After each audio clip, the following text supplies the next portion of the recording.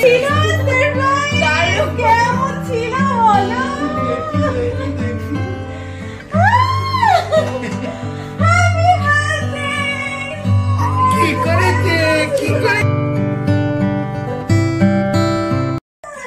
Morning everyone, কেমন আছো তোমরা সবাই? আশা করি ভালো আছো, সুস্থ আছো। আমিও খুব ভালো আছি। আমি ফ্রেশ হয়ে শাড়ি টাড়ি পরে একদম রেডি। আর সবাইকে জানাই হ্যাপি সরস্বতী পূজা। এরপর সানাকে রেডি করব, তারপরে নিচে যাব। চলো। আমাদের তো লেট হয়ে গেল, আমরা যাচ্ছি নিচে।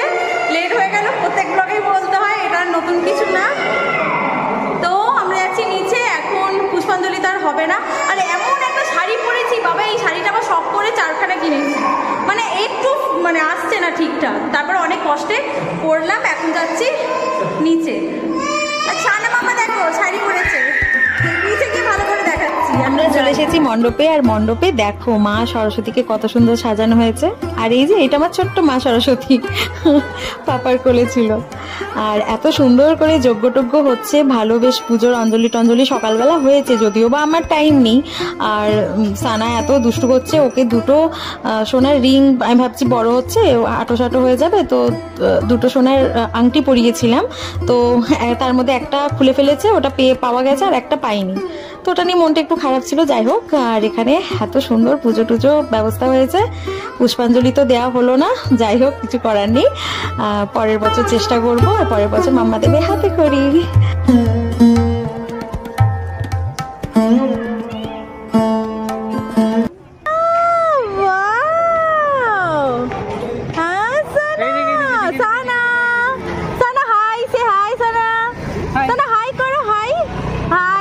সানাটা এত দুষ্টু করছিল যে ওকে নিয়ে বসে শান্তি মতো খাবো তার তো উপায় নেই। এর জন্য বাবাই খাবার নিয়ে আর সানাকে নিয়ে ওপরে চলে গেল।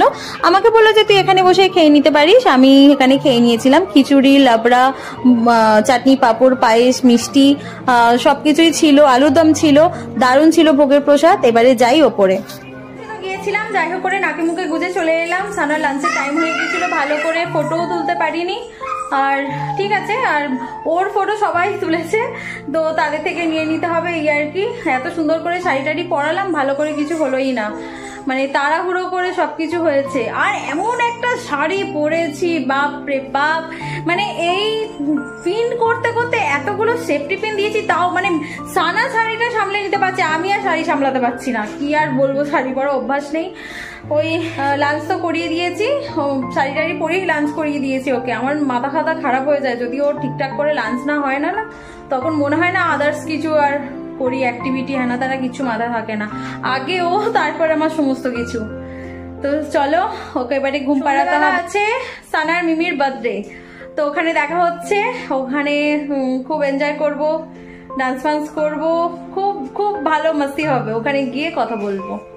আমরা যাচ্ছি ওর মিমির বার্থডে কেক আনতে। আমরা চলে এসেছি মিওমারে। আগের বছরের কেকটাও আমরা মিওমার থেকেই নিয়েছিলাম। এবারে রেড ভেলভেট নেবো ভাবছি, দেখি। রেড ভেলভেট নেই? ও এখন এরকম ডিজাইন এসেছে। কি গো, রেড ভেলভেট নেবো তো? হ্যাঁ, আর দেখো যদি অন্য কিছু পছন্দ হয়। এটাও আগের বারে আমরা নিয়ে গিয়েছিলাম। এই কালারটা ফুটছে, আচ্ছা। তো আমাদের ফাইনালি ডিসাইড হলো আমরা বাটারস্কচ নিচ্ছি। ওই অ্যাকচুয়ালি এইটা কেন নিচ্ছিলাম না, এটা হচ্ছে আজকে তো ভ্যালেন্টাইন ডে, তো এটা কেমন কেমন লাগবে, ও তো আমার বোন, তো এটাই ফাইনালি ডিসাইড হলো। আমরা চলে এসেছি প্যান্টালুন্সে। আর প্যান্টালুন্স থেকে সানার মিমির গিফটটা নেব, তারপর যাব ওদের বাড়ি। আর আজ ওর জন্য একটা দারুণ সারপ্রাইজ আছে, যেটা এর আগের বছরও করেছিলাম। আজকে ওকে পুরো ভূত করে দেব। আর এরকমই কিছু একটা প্ল্যান করেছি। চলো তাড়াতাড়ি করে যাই আর দেখতে থাকো। বাবু,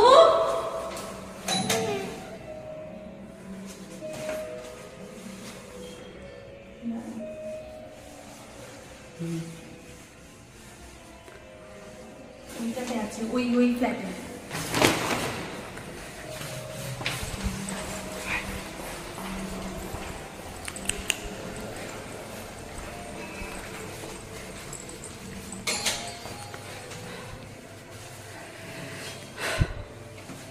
মিমিকে না দিয়ে দিস। দেখে ও নেই আসেনি তখন। ও তো বলছে আমি ফিরলাম, তুমি সারপ্রাইজ করো না আমার। তোকে আমি সারপ্রাইজ করছি আর বলিস না। তোর পাড়া আয় আয় তোর পাড়া ক্রস করেছি। এই যে বললাম আমি অন্ধ বসে আছি, ওর মিমি ঢুকবে, এই যে দিদা হচ্ছে ডোরটা খুলে দেবে আর আমরা হচ্ছে পুরো ভূত করে দেবো। ইয়ে সানা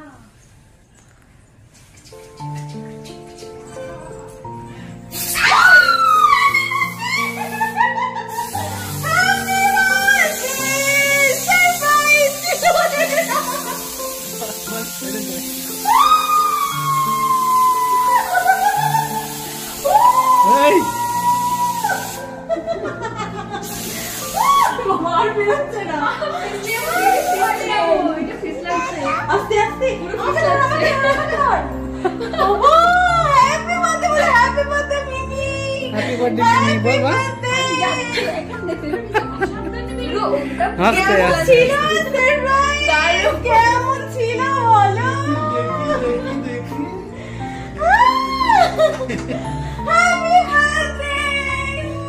কি করেছে কি করেছে?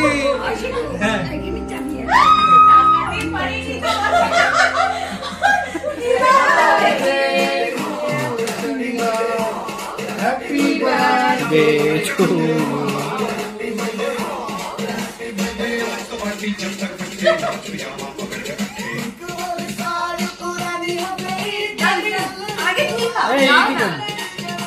বাবু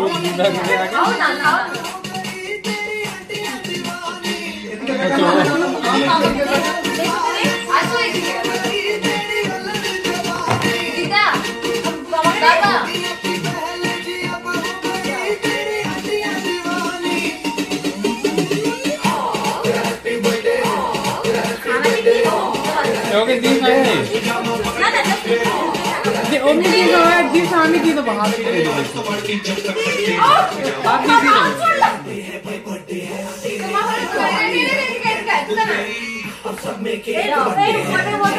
ওই দিকে আছে বলছি দিস না খানা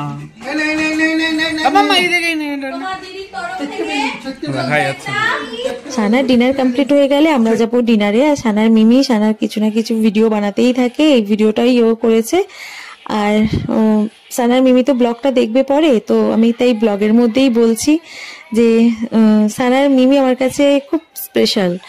আর সানাকে আমি ঠিক যতটাই ভালোবাসি ওকেও ঠিক আমি ততটাই ভালোবাসি। আর আমরা দুজন দুজনকে প্রচুর কথা শেয়ার করি, আমরা দুজন দুজনকে খুব ভালোবাসি।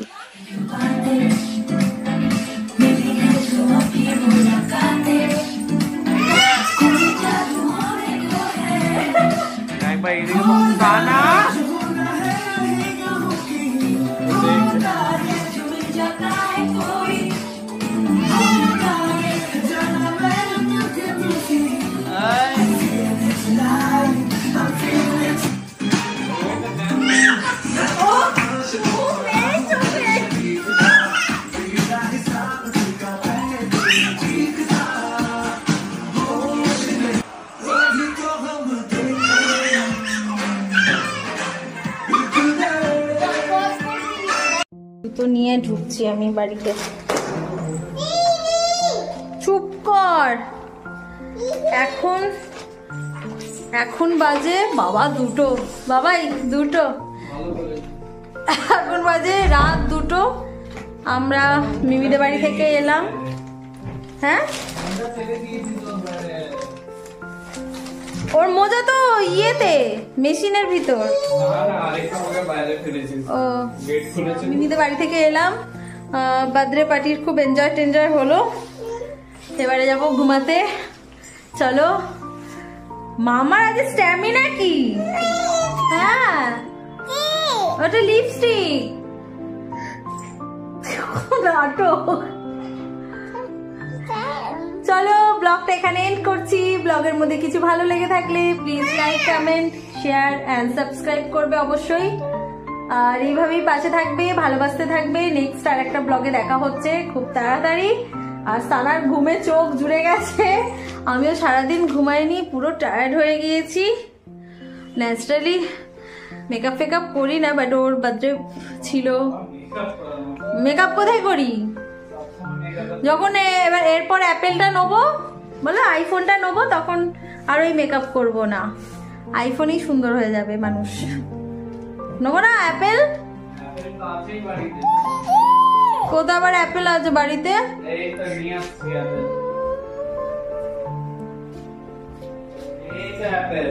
ও বাবা, ওই অ্যাপেল না,